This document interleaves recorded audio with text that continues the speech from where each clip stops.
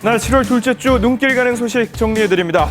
자, 이번 주 가장 충격적인 소식은 역시 비행기 착륙 사고였죠. 네. 항공사와 제조사 간의 책임 공방이 계속해서 가열되고 있는 상황인데요. 이 피해자들의 보상을 위해서라도 하루빨리 원인 규명이 이루어져야겠습니다. 네, 이 중개업체 정보 사이트에서 현관 비밀번호가 공개가 됐습니다. 없는 세입자들만 속수무책으로 범죄에 노출됐는데요. 비밀번호 관리 좀 더 철저하게 하셔야겠습니다. 네, 자 여름철 태풍의 위력 앞에 유리창이 위협을 받고 있습니다. X자로 테이프나 젖은 신문지를 받치는 임시방편도 요즘 큰 효과를 보지 못하고 있는 상황인데요.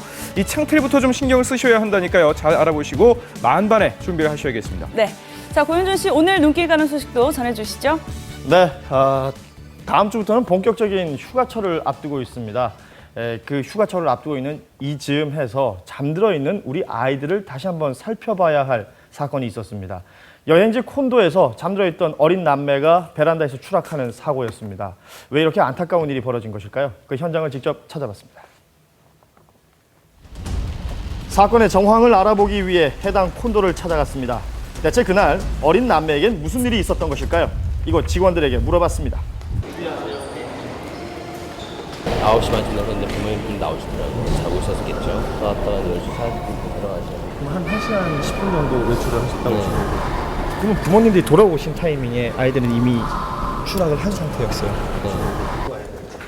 아이들이 잠든 걸 확인한 부모가 잠시 외출을 한 사이 사고가 일어난 것입니다. 지금 보시는 이곳이 당시 남매가 묵었던 7층 객실과 구조가 똑같은 방입니다. 예. 방에서 잠을 자던 아이들은 밖으로 나와 이 베란다 아래 2층 높이의 콘크리트 지붕으로 떨어졌습니다. 아이고. 아유 아찔한데요.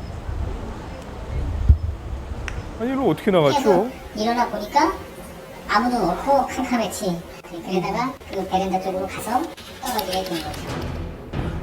아이들이 일어났을 때 실내가 어두웠던 이유, 바로 자는 아이들의 안전을 위해 부모가 외출하면서 이 객실 열쇠를 뽑았기 때문인데요. 어허.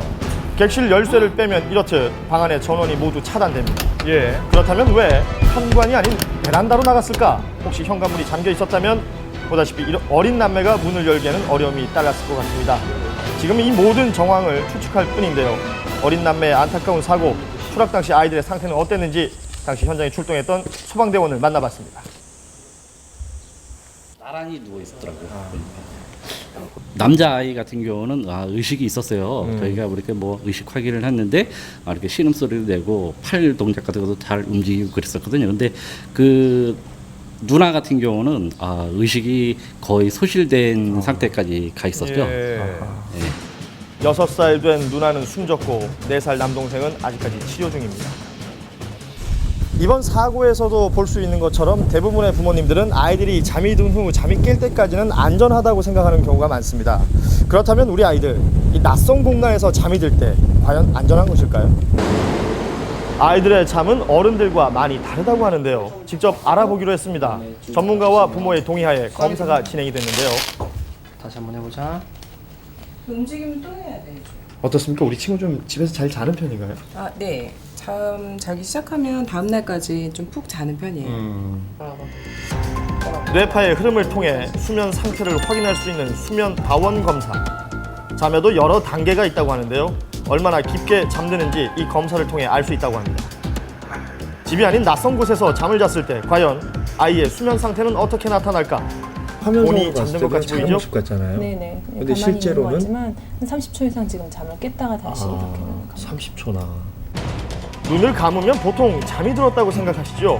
그런데 뇌파의 파장이 큽니다. 예. 이건 곧 뇌가 깨서 활동을 하고 있다는 것인데요.